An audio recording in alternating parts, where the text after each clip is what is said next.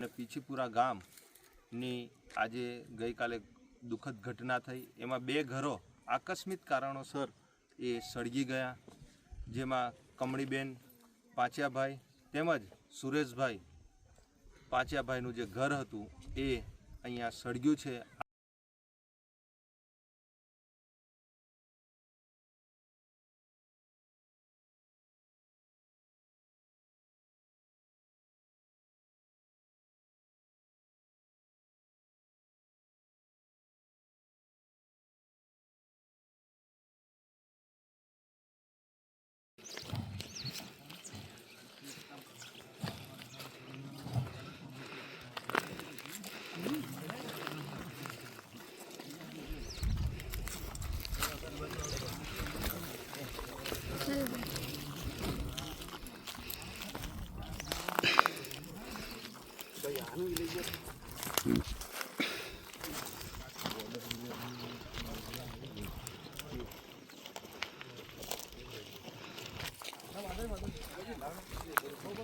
આજરોજ ગરડેશ્વર તાલુકાના દલેલપુર જે ફળિયું છે અને પીછીપુરા ગામની આજે ગઈકાલે દુઃખદ ઘટના થઈ। એમાં બે ઘરો આકસ્મિક કારણોસર એ સળગી ગયા, જેમાં કમળીબેન પાંચિયાભાઈ તેમજ સુરેશભાઈ પાંચિયાભાઈનું જે ઘર હતું એ અહીંયા સળગ્યું છે। આજરોજ અમારી ટીમ દ્વારા અમે મુલાકાત લીધી અને જે વહીવટી તંત્ર છે, તલાટી કમ મંત્રીશ્રી, સરપંચશ્રીને બોલાવી અને અમે વાતચીત કરી, જેમાં ગઈકાલે મામલતદાર સાહેબશ્રીને અને જે તે ડિપાર્ટમેન્ટને પણ એમણે તાત્કાલિક ધોરણે રજૂઆત કરી છે।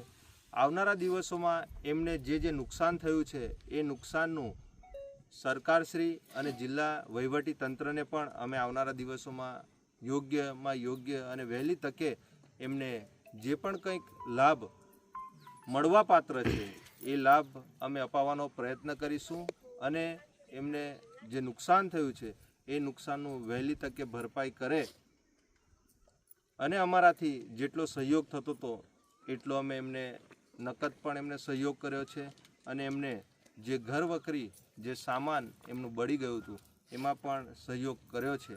આવનારા દિવસોમાં વહીવટી તંત્રમાં વહેલામાં વહેલી તકે એમને યોગ્ય સહાય અને જે મળવાપાત્ર સહાય છે એ મળે એવી અમે જિલ્લા અને તાલુકા કક્ષાએ અમે યોગ્ય રજૂઆત કરીશું। નર્મદા જિલ્લા પ્રમુખ આમ આદમી પાર્ટી નિરંજનભાઈ વસાવા।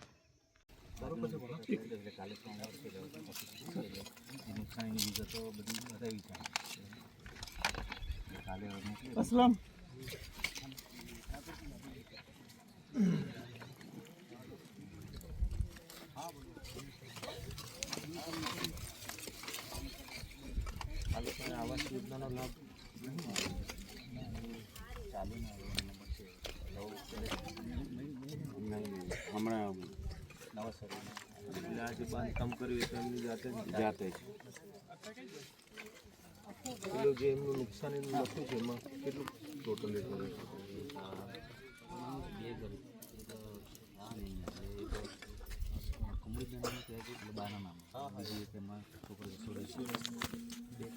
ઘર નંબર બંને અલગ 483 કુમળી દેના અને પેલું 482